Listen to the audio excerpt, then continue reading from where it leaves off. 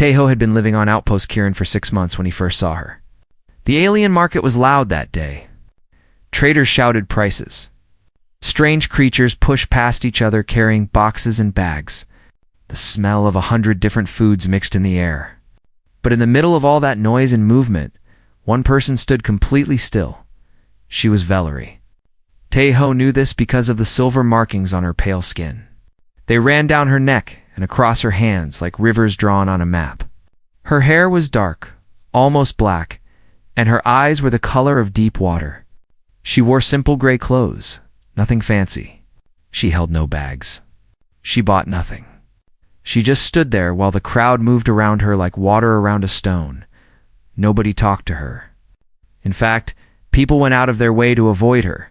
Taeho watched a Korvathi trader actually change direction when he saw her. A group of Milani children pointed at her and whispered before their mother pulled them away. Taeho walked closer. He could hear some of the whispers now. "Widow," someone said. "Cursed," said another, touched by death. He did not understand what any of that meant. He only knew that the woman looked lonely. And loneliness was something Taeho understood very well. His friend Juan grabbed his arm. Juan was older, a senior officer who had been in space for 15 years. He knew things. He knew which aliens to trust and which ones to avoid. "Do not go near her," Juan said. His voice was low and serious. "She is Valori. They are dangerous."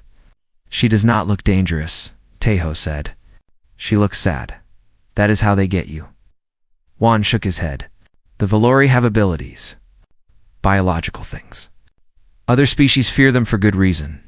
Stay away." But Taeho did not stay away. He bought 2 portions of grilled meat from a nearby stall.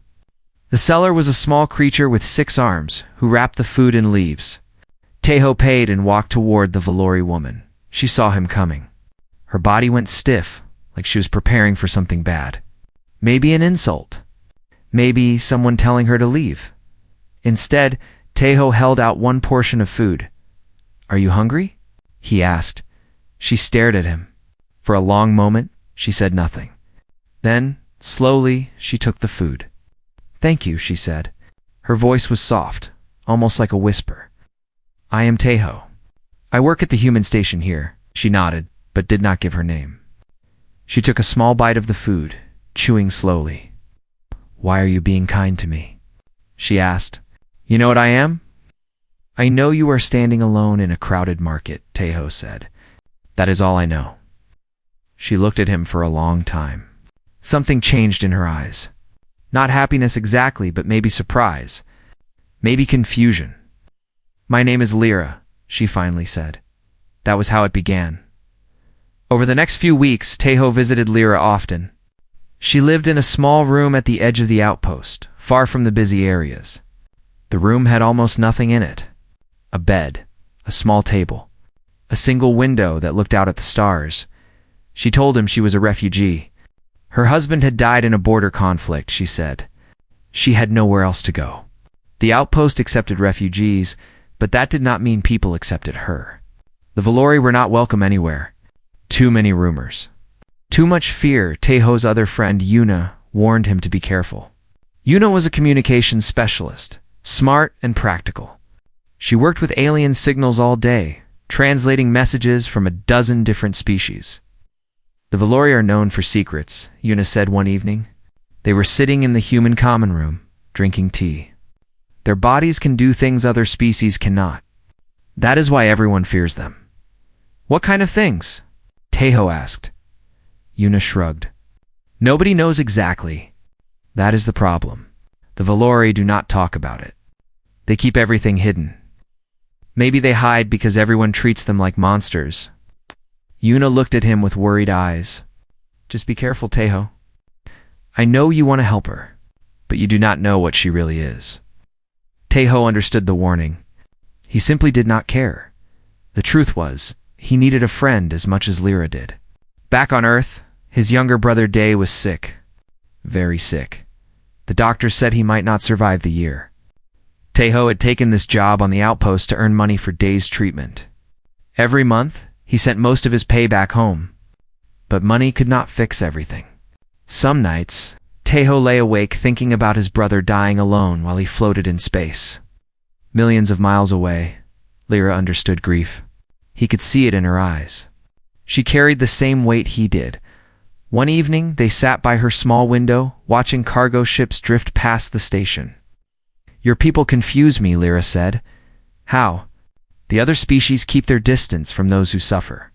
Suffering is seen as weakness, but humans walk toward it. You see someone in pain, and you move closer instead of away." She turned to look at him. Why Tejo thought about it. Maybe because we have all suffered. Humans nearly destroyed ourselves many times. Wars, diseases, disasters. We know what it feels like to be broken. So when we see someone else breaking, we want to help, even if it costs you something. Especially then. Lyra was quiet for a long moment. When she spoke again, her voice was barely a whisper. "You are a strange species, Tejo," he smiled. "We get that a lot." Outside the window, the stars burned cold and bright. Somewhere in that darkness, Earth spun slowly, carrying his dying brother through space. And here, on this metal station full of aliens who feared her, a Vellery widow sat beside a human who refused to leave her alone. Neither of them knew what was coming. The disease that would sweep through the station, the accusations, the secrets that Lyra carried in her blood. But that night, none of it mattered.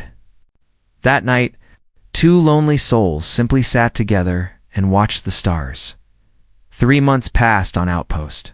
Here on the days blended together in a rhythm of work and rest, of messages sent to Earth and long evenings spent in Lyra's small room.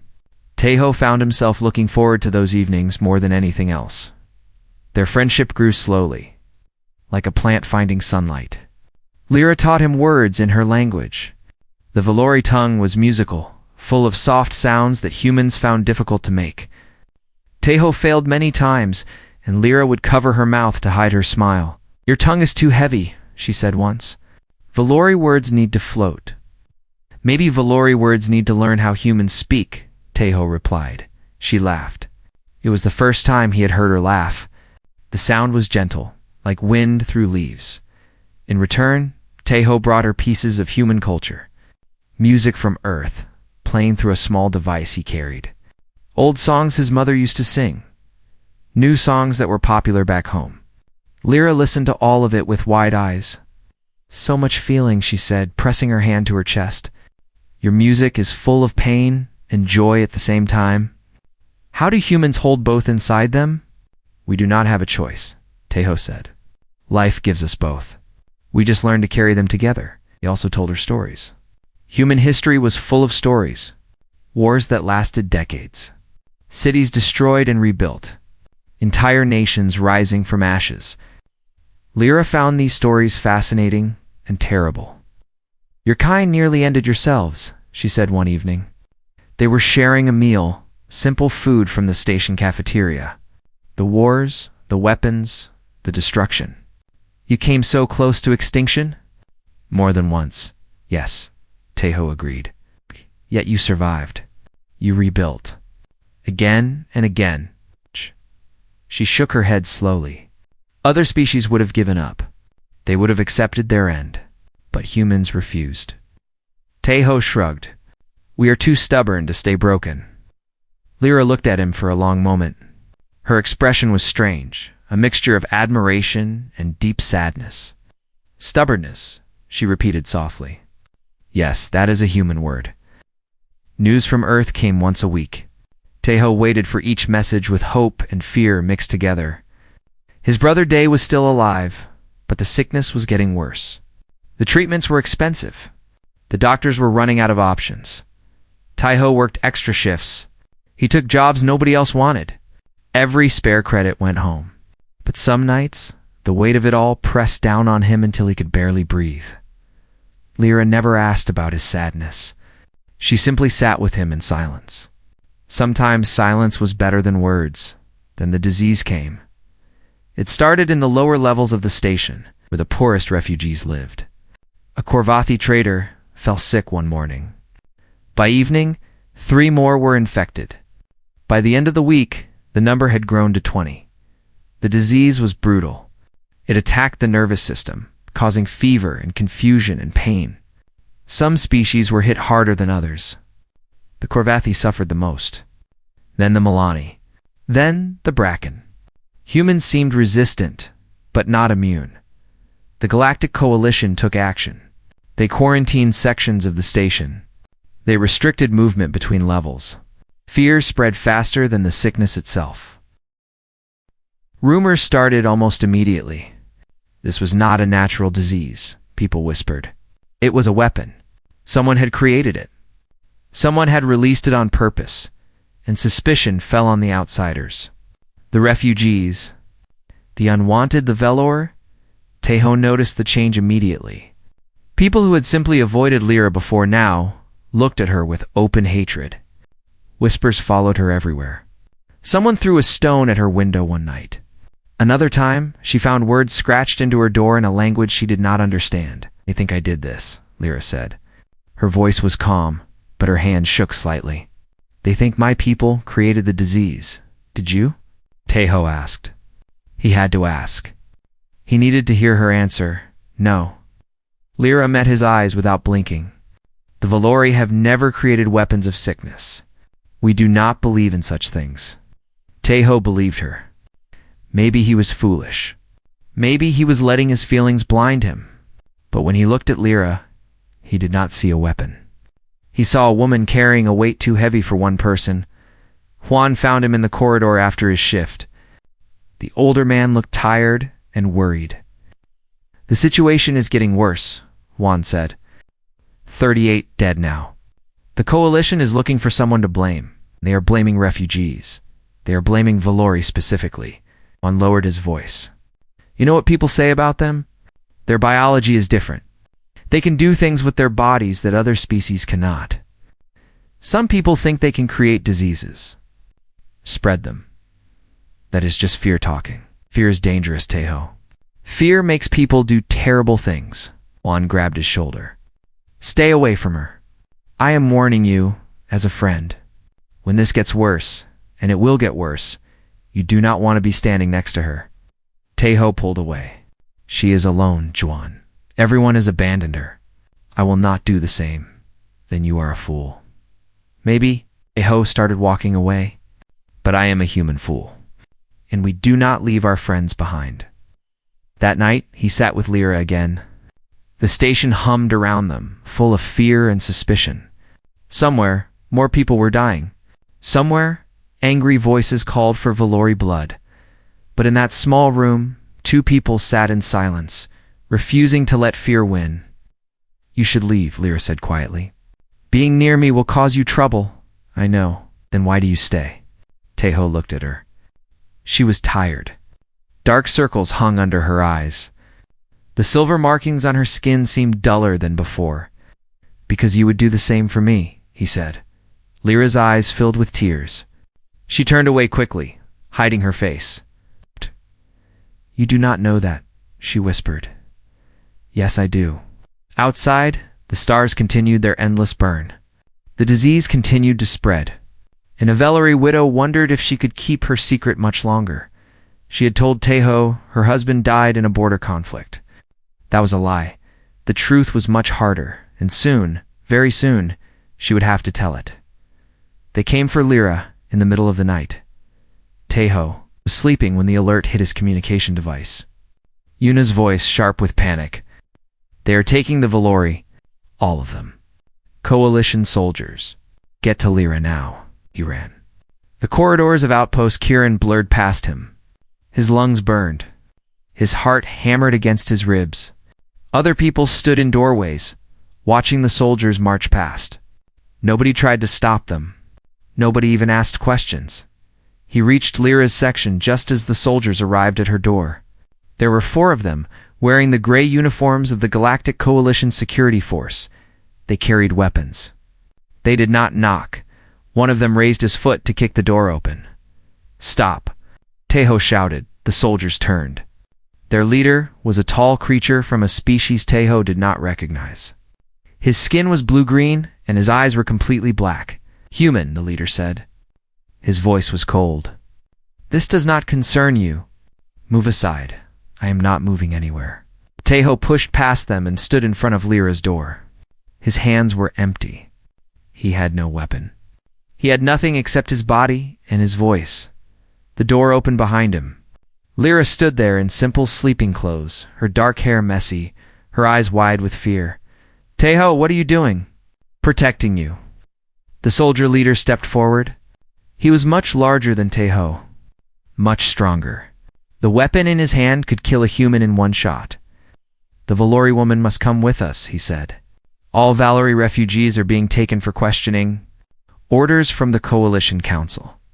Questioning about what? Teho demanded. Ow. The disease. Her species has biological abilities that could have created this plague. She must be examined. She did not create anything. She is a refugee. Her husband is dead. She has nothing. Her species has the ability to manipulate biological matter. The soldier's black eyes narrowed. They produce enzymes in their bodies that can alter other living things. She could be a carrier. Or worse, a weapon. Footsteps echoed in the corridor. Yuna appeared, breathing hard from running. She saw the soldiers, saw Teho standing alone against them, and moved to stand beside him. To humans now, the soldier said. There was something like amusement in his voice. This changes nothing. Move, or we will move you. Then you will have to move us. The words came out steady, even though Teho's heart was racing. He did not know what would happen next. He only knew that he could not step aside. Not now. Not ever. The soldier raised his weapon. Lyra's hand touched Teho's shoulder from behind. Stop, she said softly. Enough, Lyra. You do not have to go with them. Yes, I do. She moved past him, putting herself between Teho and the soldiers. If I fight, people will get hurt. You will get hurt. I will not allow that. But they have no right. Rights mean nothing when fear controls the mind. Lyra looked back at him. Her eyes were calm now, accepting. I have been here before, Teho. This is not new for my people. We are always the first ones blamed. The first ones taken. She held out her hands to the soldiers. One of them produced restraints and locked them around her wrists. Teho felt something break inside. Him, anger, helplessness, shame. I will find you, he said. I will not let them hurt you. Lyra smiled sadly. You cannot promise that. I can try. They took her away. Her footsteps faded down the corridor, surrounded by the heavy boots of soldiers. Teho watched until she disappeared around a corner. Then he slammed his fist against the wall so hard that his knuckles split and bled. Yuna put a hand on his arm. We will figure something out. How? They have her. The whole coalition is looking for someone to blame. The Velor are perfect victims. Nobody will stand up for them. We will, Yuna said firmly. Humans will. That is what we do. The detention center was cold and gray. Teho had to argue for 2 hours before they let him see Lyra. When they finally brought him to her cell, she was sitting on a metal bench, her hands still in restraints. A thick glass wall separated them. He could see her, but he could not touch her. Should not have come, Lyra said. You knew I would come. She almost smiled. Almost they examined me, she continued. They took samples of my blood, my skin, my tears. They want to prove that I am responsible for the disease. Will they find anything? Lyra was quiet for a moment. When she spoke again, her voice was heavy. Oh, there is something I have not told you. Leaned closer to the glass. What? My husband. He did not die in a border conflict. That was a lie. Teho's stomach tightened. Then how did he die? Lyra opened her mouth to answer. But before she could speak, alarms exploded throughout the station. Red lights flashed. Sirens screamed. A voice echoed through the speakers. Medical emergency. Sector 7. All personnel respond. Repeat. Medical emergency. Soldiers rushed into the detention area. One of them grabbed Teho's arm. Humans must return to their quarters. New outbreak. Sector 7 is being sealed. Wait, I need to now. They dragged him away. He looked back and saw Lyra pressed against the glass, her mouth moving. trying to tell him something, but the sirens drowned out her words. They moved her to isolation that night. Complete quarantine. No visitors allowed. Taeho tried to find her, but every door was locked. Every request was denied. Yuna found him sitting alone in the human common room hours later. The station was chaos. 53 dead now. Fear had turned to panic. Panic had turned to violence. Someone had attacked a group of Valori children. 3 of them were in the medical center with serious injuries. "What did she tell you?" Yuna asked. "She started to tell me about her husband. The real story of how he died. But she never finished. Do you think it matters?" Taeho stared at his hands. They were still bruised from hitting the wall. "I think it matters more than anything else." Somewhere in the isolation wing, Lyra sat alone in a white room with no windows. The silver markings on her skin had begun to glow faintly. A sign of stress? A sign of something building inside her. She thought of Taeho, his stubbornness, his kindness, his refusal to abandon her, even when it cost him everything. He deserved the truth, and when the time came, she would give it to him, even if it meant losing him forever. The isolation wing had 3 guards. Taeho watched them for 2 hours, learning their patterns. When they changed shifts at midnight, there was a gap of exactly 4 minutes. 4 minutes to get inside. For minutes to find the truth. Yuna had given him the access codes. She was not happy about it, but she understood. "If they catch you, I cannot help," she warned. "I know. You could lose your position. They could send you back to Earth." "I know." She handed him a small device with the codes. "Then go, and be careful." At midnight, Taeho moved. The corridor was dark and empty. His footsteps echoed too loudly. Every shadow looked like a guard waiting to catch him. He reached the isolation door and entered the codes. The light turned green. The door slid open. Inside, the isolation wing was white and sterile. Medical equipment lined the walls. The air smelled like chemicals.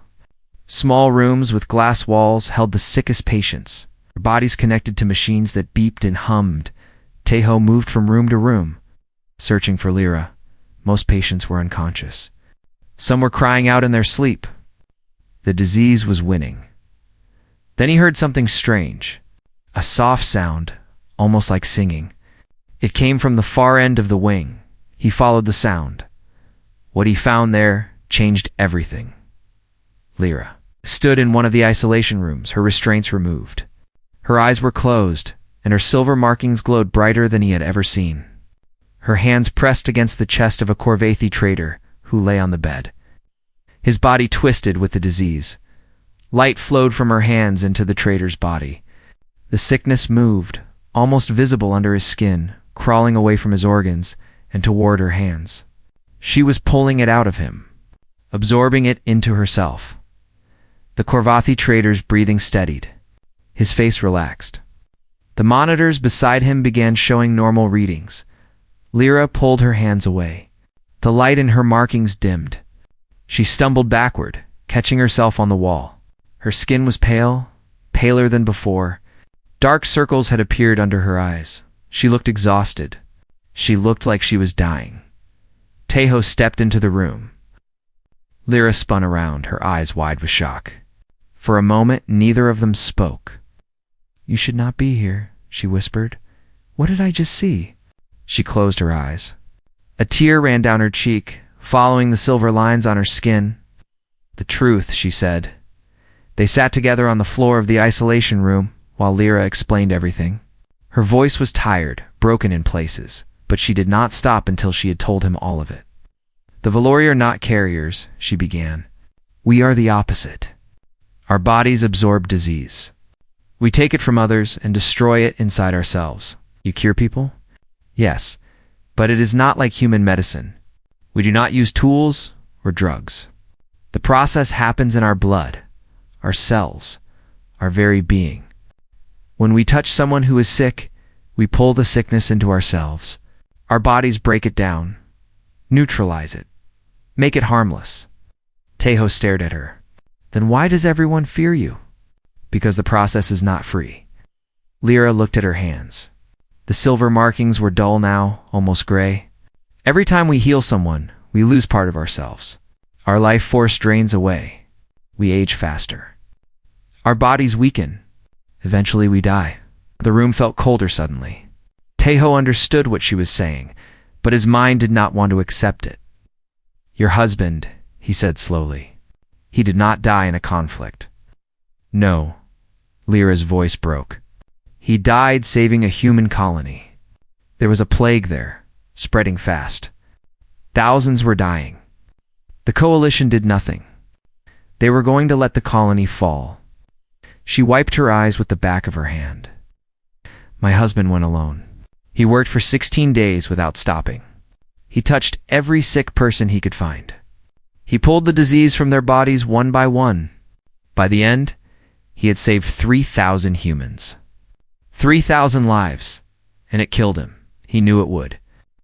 She looked at Tejo with eyes full of old pain. When I found him, he was already gone. His body was gray, his markings dark. He had given everything. Tejo felt tears burning in his own eyes. Nobody knew. The humans he saved, they never knew. We do not tell people. That is our way. Lyra's voice was bitter now. Because when people know what we can do, they stop seeing us as people. They see us as tools, as resources to be used until we break. She stood up slowly, using the wall for support. I came to this station because I could not stop. I saw sick people, refugees suffering, and I could not turn away. But every time I heal someone, I lose months of my life. Maybe years. I do not know how much time I have left. Tejo stood with her. His mind raced with questions, with anger, with grief. Why do you hide? If people knew the truth, they would see you differently. Would they? Lyra laughed, but there was no happiness in it. Or would they simply demand more? Sacrifice that is known becomes expectation. Then it is not a gift anymore. It is a debt, a duty, something we owe them. She was right. Tejo knew she was right. He had seen how the galaxy worked. Species used each other. The weak served the strong. Nobody gave something for nothing. But humans were supposed to be different. I will not use you, he said firmly.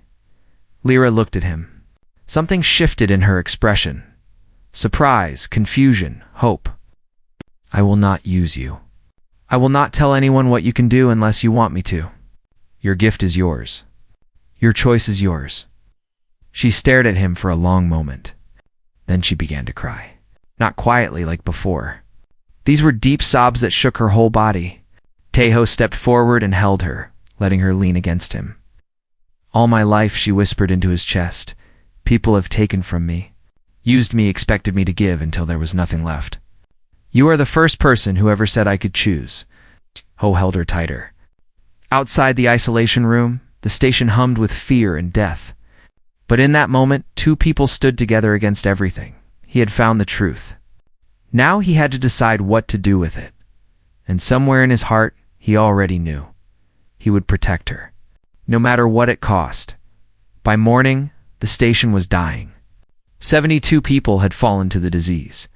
The medical center was full. Bodies lay in corridors, waiting for treatment that would never come.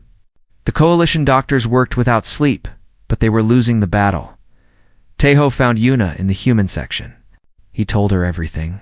The truth about Lyra, the truth about the Velour, the gift that was also a curse. Yuna listened without interrupting. When he finished, her face was pale. They will use her, she said quietly. The moment the coalition finds out what she can do, they will force her to heal everyone.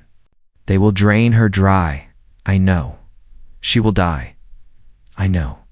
Yuna stood and walked to the window. Outside, cargo ships were leaving the station, carrying people who had the money to escape. The rest were trapped. So what do we do? She asked. We protect her, and we find another way. Adho spent the next hour talking to every human on the station. He went door to door. He told them about Lyra. He told them about her husband, who died saving 3,000 human lives. He told them about a species that sacrificed themselves for others and received only fear and hatred in return. Some people did not believe him. Some turned away, but others listened. Others felt ashamed. By midday, 32 humans had agreed to help. It was not an army.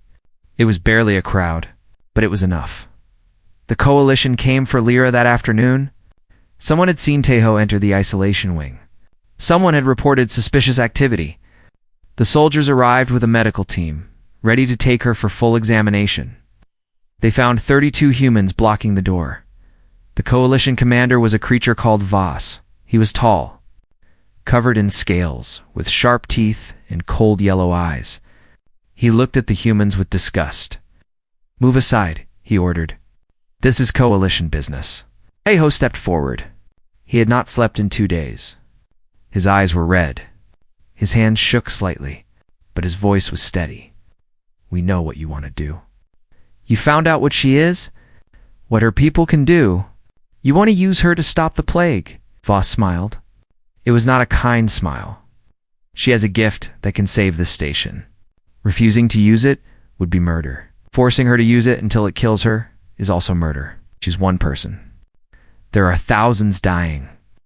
And if you drain her dry, you will have thousands saved and one person dead. Then what happens at the next plague? And the next?" Taeho's voice rose. "The Velari are not infinite. There are only a few thousand of them left in the entire galaxy. Your people have been using them for centuries, demanding their sacrifice, taking until nothing remains." He pointed at Voss. "Her husband died saving a human colony. 3,000 lives. Nobody even knew his name. Nobody thanked him. Nobody remembered. And now you want to do the same to her." The humans behind Taeho stood firm. They were workers, engineers, traders, diplomats. None of them were soldiers. None of them had weapons. But they did not move. Voss studied them with his yellow eyes. "You would risk your positions? Your lives? For one alien woman?" "Yes," Taeho said simply. "Why?" Yuna spoke up. "Because where we come from, we do not sacrifice people without their consent. We do not take from someone until they die. That is not strength. That is cruelty." The standoff lasted for hours. In the end, it was the humans who broke it. Not with weapons. Not with violence. With an idea, Taeho proposed a compromise. Lyra would help, but only as much as she could survive. Human medical teams would work with her, studying her methods, learning how her body neutralized disease. They would develop treatments based on her guidance. The burden would be shared. It was not perfect. Lyra would still suffer. She would still give, but she would live, and she would choose. The coalition resisted at first, but the humans held their ground, and slowly other species began joining them. A group of Milani traders, a Corvathi elder, even a few Bracken soldiers who had seen their families die. Voss had no choice. He agreed to the terms. The next 3 weeks were the hardest of Taeho's life. He barely slept. He worked alongside Lyra and the medical teams, watching her heal the sickest patients one by one. Every time she used her gift, she grew weaker. Every time, he feared she would not recover. But she always did. Slowly, painfully. She always came back. The human doctors were brilliant. They studied Lyra's biology and created treatments that worked almost as well as her touch. Not perfect, but enough. The death toll stopped climbing.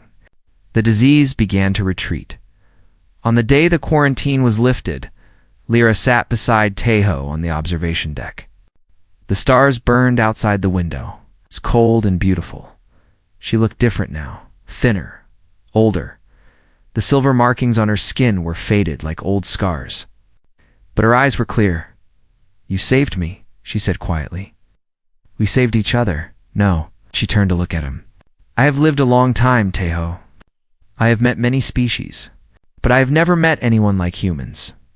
You stood against armed soldiers with nothing but your bodies.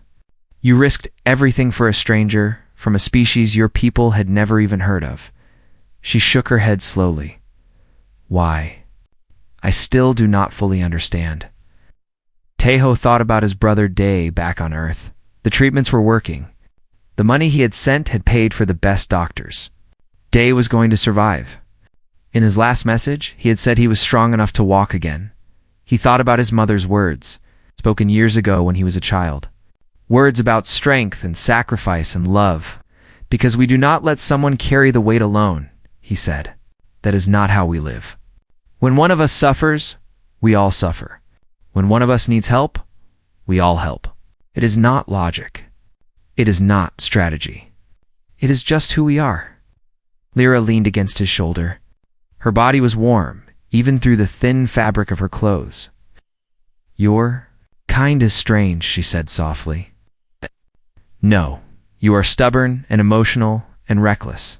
Also, true, and you are the best people I have ever known, Tejo smiled.